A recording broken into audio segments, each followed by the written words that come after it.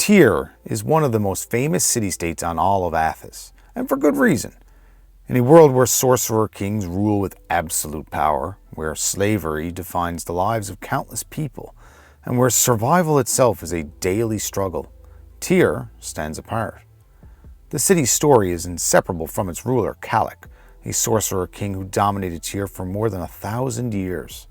His reign was marked by endless construction projects, crushing taxation, and most of all, the ziggurat. That would become his ultimate obsession.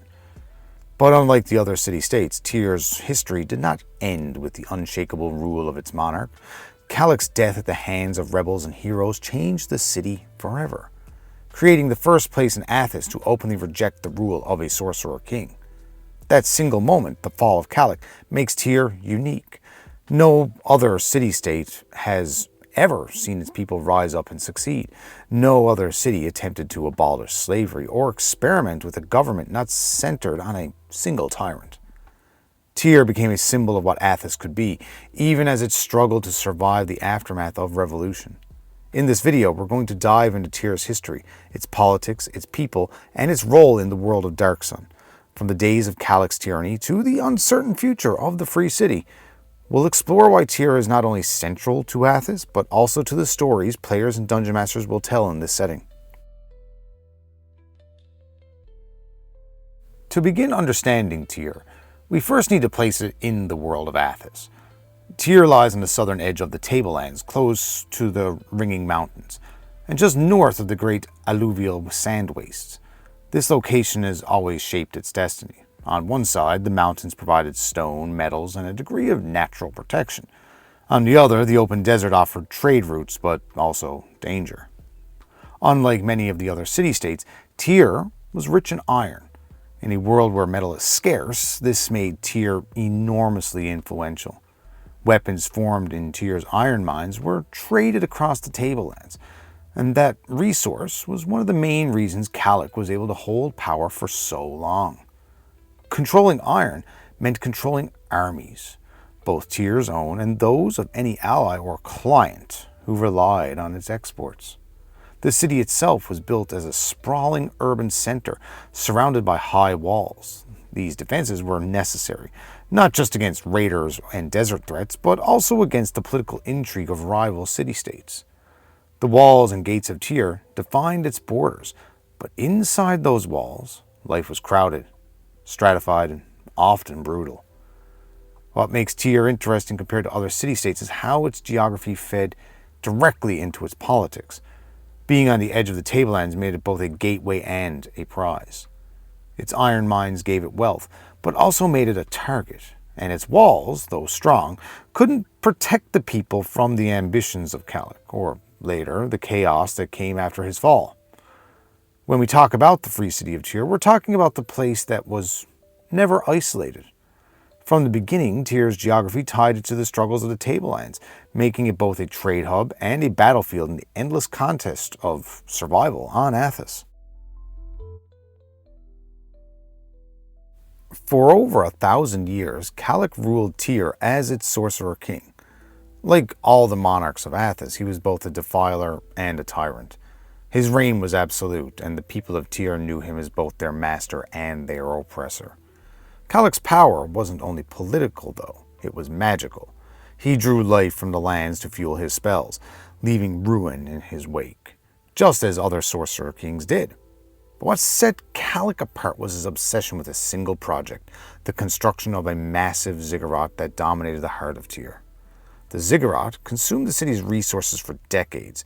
Slaves were forced into endless labor, quarrying stone, hauling blocks, and dying by the thousands under the blistering sun. To pay for the work, Kalak imposed crushing taxes on his people, draining every household and every merchant of their wealth. Food grew scarce, poverty worsened, and resentment simmered beneath the surface. Most of Tyr's citizens didn't know the ziggurat's true purpose. To them, it was just another monument to Kalak's ego. In truth, it was part of a dark plan. Kalak intended to use the structure as the focus of a grand ritual, a transformation that would elevate him from sorcerer king to dragon. This metamorphosis would have required the life force of thousands of Tyr's people sacrificed during the games in the city's great arena. The arena itself was central to Kalak's rule. It was both a distraction and a tool of control. Citizens were entertained with gladiatorial combat, while dissenters and rebels were thrown in to die for the crowd's amusement. At the same time, the arena allowed Kalak to gather the people in one place, perfect for the ritual he intended to unleash. Kalaks Tyranny was marked by paranoia as well. He trusted no one, ruling through fear, secret police, and the endless demand for obedience. Even his Templars, who enforced his will, were caught between their power and his suspicion. For centuries, Kalak's reign seemed unshakable, but the ziggurat, which was supposed to be his triumph, became the symbol of his downfall. The suffering it caused united his enemies and paved the way for rebellion, something Athas has never seen before. The end of Kalak's rule came suddenly, and it changed Athas forever. For over 1,000 years, no one had successfully challenged a sorcerer king. The idea of rebellion was unthinkable, and yet in Tyr, it happened. The key moment came during one of the great gatherings in the city's arena. Kalak had summoned the people of Tyr for a massive spectacle, but this was no ordinary set of games. It was the culmination of his plan to transform himself into a dragon, powered by the life force of thousands of his own subjects. But instead of triumph, Kalak found only betrayal. A conspiracy had formed against him, uniting groups who normally had little reason to cooperate. Among them were the gladiator Rikus, the noblewoman in Sionis Sadira, and Aegis of Astikos, one of Tyr's most respected nobles. They were joined by Tithian, a Templar who outwardly served Kalak, but secretly sought his own rise to power. During the games, these rebels struck. While the people filled the arena, Kalak began his ritual atop the ziggurat. The conspirators fought their way through his guards and Templars, climbing the ziggurat itself to confront him directly. In the chaos, the citizens of Tyr realized something extraordinary was happening. Their sorcerer king was under attack, and he might actually be vulnerable. The battle was fierce. Kalak wielded sorcery fueled by centuries of stolen life, but the rebels pressed on. In the end, Kalak was slain, a moment that stunned the entire city. For the first time in living memory, a sorcerer king had fallen. The aftermath was immediate. Tyr was thrown into confusion, its ruler dead, his Templars divided, and the ziggurat standing as a grim reminder of what might have been. But instead of collapsing into chaos, Tyr took a different path. The conspirators declared the city free.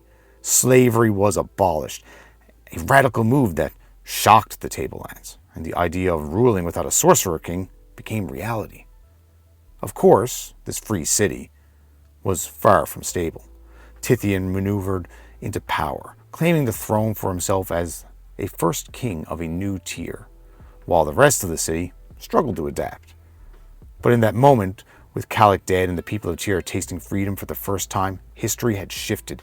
Tyr was no longer just another city-state. It was a symbol of possibility and a dangerous example to every other city still living under a sorcerer king's shadow. The fall of Kalak left Tyr without its sorcerer king, and also without the system that had defined life in the city for over a millennium. Overnight, the people had to invent something new, and as you might expect, it didn't go smoothly. In the immediate aftermath, Tithian, the Templar, who had helped bring down Kalak, claimed authority. He presented himself not as another sorcerer king, but as the first king of a free Tyr. His rule was meant to be temporary, a caretaker position until the city could stabilize. But in truth, Tithian had ambitions every bit as grand as his old masters. The people of Tyr wanted something different, and so a new experiment in government began. Instead of a single ruler, the city attempted to form a council, the Council of Advisors, made up of representatives of the city's major groups: nobles, merchants, freed slaves, and Templars. It was a radical idea on Athas, where no other city-state had anything resembling shared governance. But theory and practice, well, they rarely match. The council was plagued by infighting, with each faction pushing its own agenda. Freed slaves demanded rights and opportunities long denied to them. Nobles resisted losing their privileges. Merchants wanted stability for trade, and the Templars, stripped of Kalak's power, but unwilling to surrender influence, they schemed constantly. On top of this, Tithien never truly let go of power. Even as the council debated, he held the city's throne, positioning himself as the one figure who can keep Tyr from tearing itself apart. His leadership was marked by compromise on one hand and manipulation on the other. The challenge of abolishing slavery made things even harder. Kalak's death decree freeing Tyr's slaves was historic, but it left the city reeling. Suddenly, tens of thousands of former slaves were citizens, with no structure in place to integrate them. Freed men flooded the streets, struggling to find work or homes, while their former masters fought to retain their wealth and control. All of this played out under constant external pressure. The other sorcerer kings watched Tyr with suspicion, some even with open hostility. A city without a ruler was, in their eyes, either weak or dangerous, and many wondered whether Tyr's experiment would collapse on its own, or whether it should be forced to collapse. The free city of Tyr became a test case for Athas itself. Could people survive without bowing to the absolute power of a sorcerer king? Could freedom take root in a land that had known only tyranny? These questions defined Tyr's struggles after Kalak's fall, and they would haunt the city for years to come. When Kalak fell, Tyr didn't simply become free and stable overnight. The city's fate was shaped by a handful of powerful individuals, each with their own ambitions, loyalties, and flaws. These figures are central to understanding why Tyr remained so unstable and why it never quite found balance. Tithien was the first and most dangerous of these people. Once one of Kalak's High Templars, Tithien helped orchestrate the plot that brought the Sorcerer King down. He seized power in the aftermath, declaring himself King of Tyr. In the Prism Pentad novels and the City-State of Tyr sourcebook, Tithien is portrayed as a man consumed by ambition. He used the council system when it suited him, but his ultimate goal was always personal rule. Tithien's rise and his corruption make him one of the most important figures in Tyr's story. On the other side of that stood Rikus, the gladiator turned general, a slave who earned his freedom through battle. Rikus led Tyr's armies during and after the rebellion. He became a symbol of strength for the freed men, representing both their sacrifices and their victories. While not always subtle in his approach, Rikus embodied the martial spirit of Tyr and its people. Alongside him was Sadeira, a half-elf spellcaster whose magic was vital in bringing down Kalak. Sadeira is unique among Tyr's leaders because her powers were tied to the sun itself, giving her an edge even in a world where defilers had devastated the land. She carried both respect and suspicion, a reminder that arcane power was rarely trusted, even when it was used against a tyrant.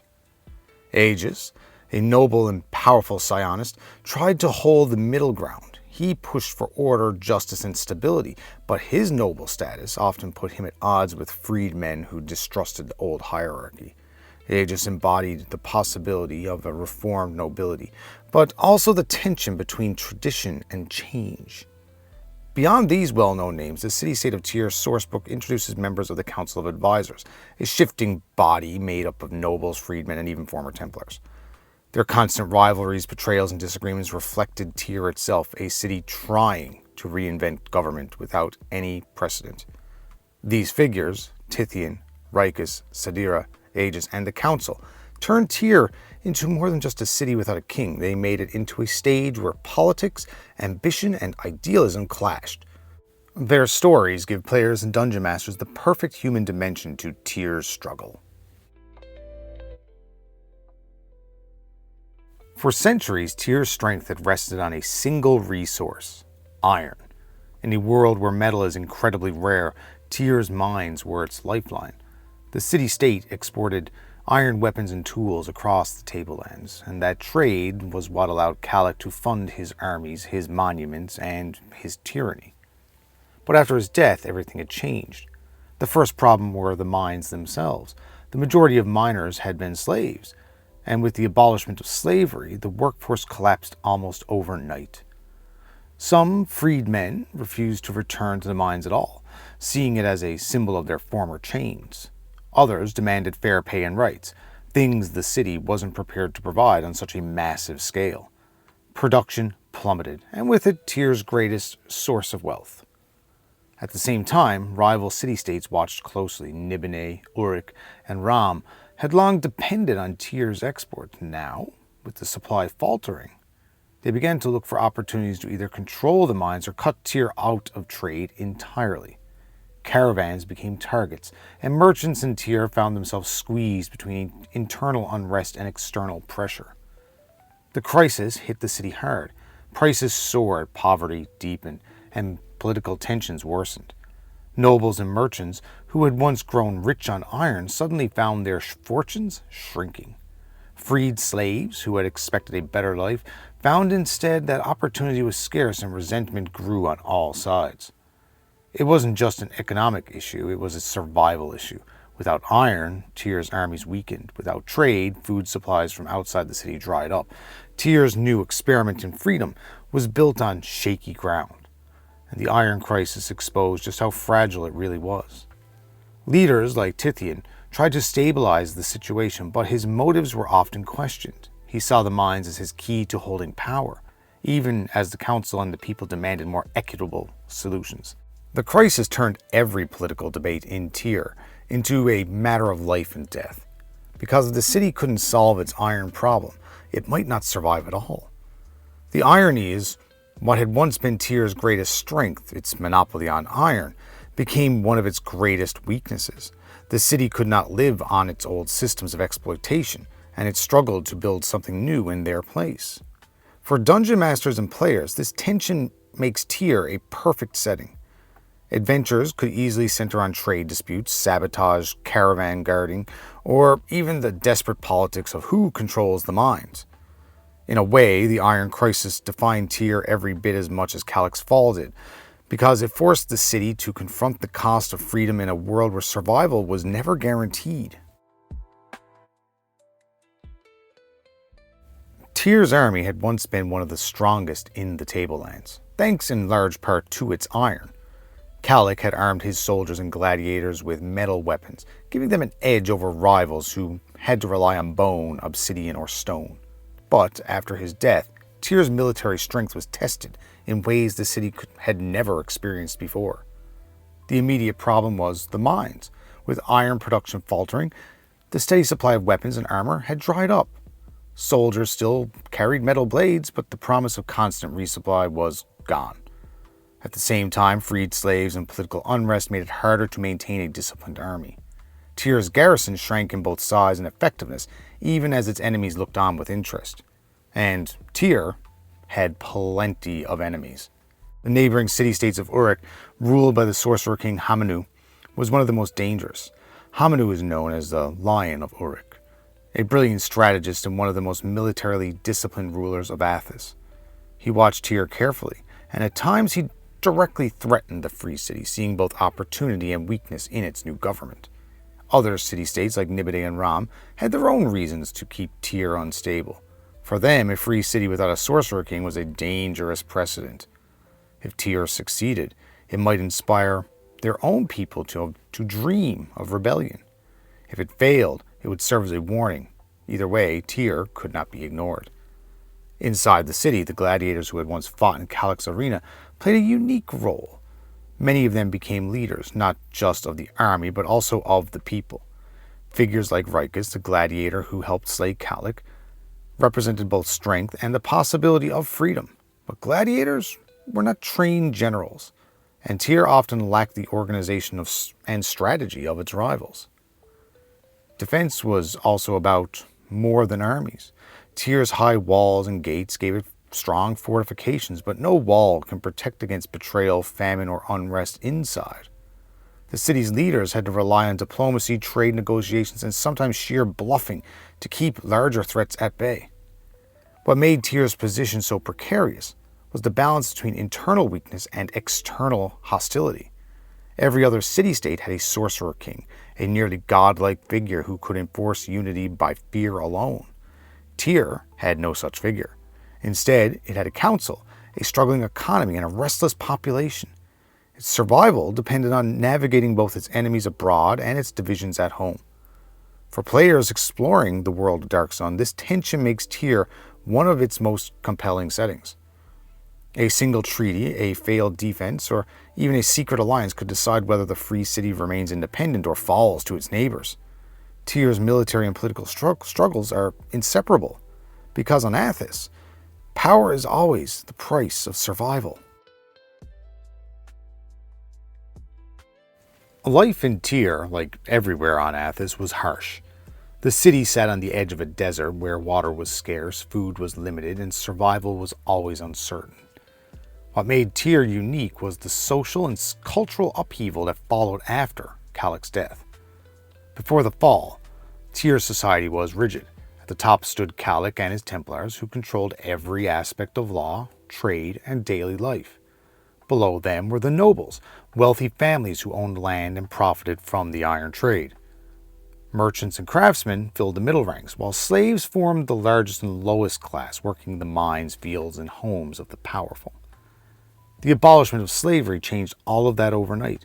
Tens of thousands of freed men and women suddenly found themselves part of a society that had no precedent for their inclusion. Freed slaves demanded housing, work, and rights, while nobles and merchants resisted losing control of the labor they had built their fortunes on. The streets of Tyr became crowded with displaced people, and tensions ran high. Daily life in the city reflected these struggles.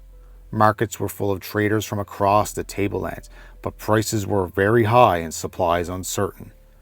Water and food were tightly rationed, and every family had to think carefully about survival from one week to the next. For many, especially the freedmen, poverty was a constant threat. Many banded together in new communities, supporting one another against the hostility of the old order. Gladiators held a special place in Tyr's culture. The arena, once Kalak's tool of control, became a symbol of freedom after his fall. Gladiators like Rikus were celebrated as heroes, and the games themselves shifted from being displays of oppression to spectacles of pride. Still, the blood sport continued, showing just how deep the traditions of violence ran in Athasian society. Religion in Tyr, well, that was also complicated. Like all city-states, the Templars had once served as Kalak's priests, channeling his power and enforcing his decrees. With Kalak dead, that system collapsed. Some Templars tried to hold on to their old authority, while others sought new paths. Outside of Templar worship, elemental cults were common, druids and clerics who served the elements or the forces of nature rather than the sorcerer kings. These groups gained influence in the aftermath, offering spiritual alternatives in a city that had lost its divine figurehead. Psionics also shaped daily life. On Athas, nearly everyone has some psionic ability, and Tyr was no different.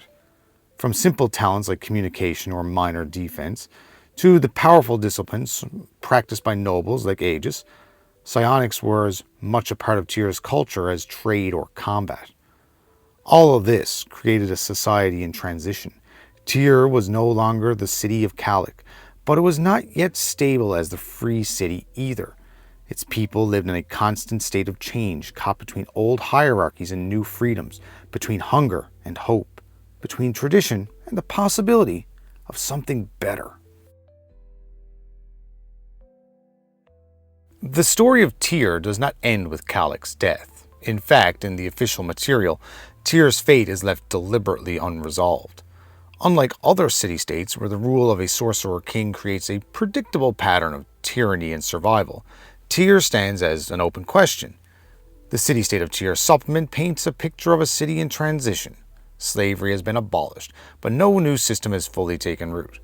A council of advisors attempts to govern, but is divided by rivalries, mistrust, and competing agendas. The noble houses cling to their privileges. The freed men demand recognition and rights. And former Templars struggle to hold on to authority that has been stripped to its very foundations. At the same time, Tyr faces external pressure. Its iron mines in jeopardy. Its army is strained. Its neighbors watch closely. Uruk, led by Hamanu, is positioned as the most immediate threat, while Ram and Nibene have their own designs. Tyr's survival depends not just on internal unity, but on navigating a dangerous political landscape. The Prism Pentad novel shows Tithian's ambitions reaching beyond the city itself. It's his quest for greater power ties Tyr to events far larger than its walls. Yet, even in the novels, Tyr is never given a stable resolution. It remains fragile, his future unwritten. And that is the point. Dark Sun was designed as a campaign setting where Tyr becomes a stage for player-driven stories. The official canon provides the setup, a city freed from its sorcerer king, struggling with freedom, threatened by enemies, and led by flawed individuals. What happens next is left to the dungeon master and the players. Will Tyr become a model for other city-states? Will it collapse under internal strife?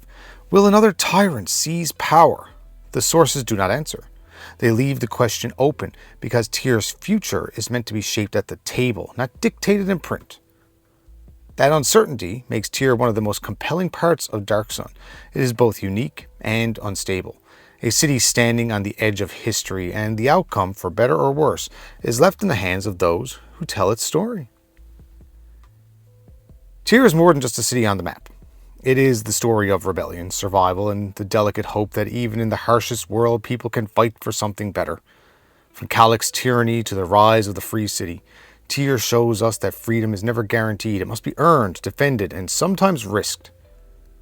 So, if you've enjoyed this dive into Tyr, make sure to hit that like button and subscribe so you don't miss our next journey through the world of Dungeons & Dragons and all their settings.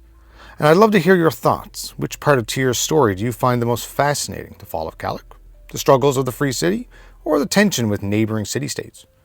Drop a comment below, share your take for sure. And as always, thanks for watching everybody, and remember, in Tyr, the story is never finished, and the next adventure is always waiting for you. This is James from the Dungeon Puffin. Until next time, guys. Later.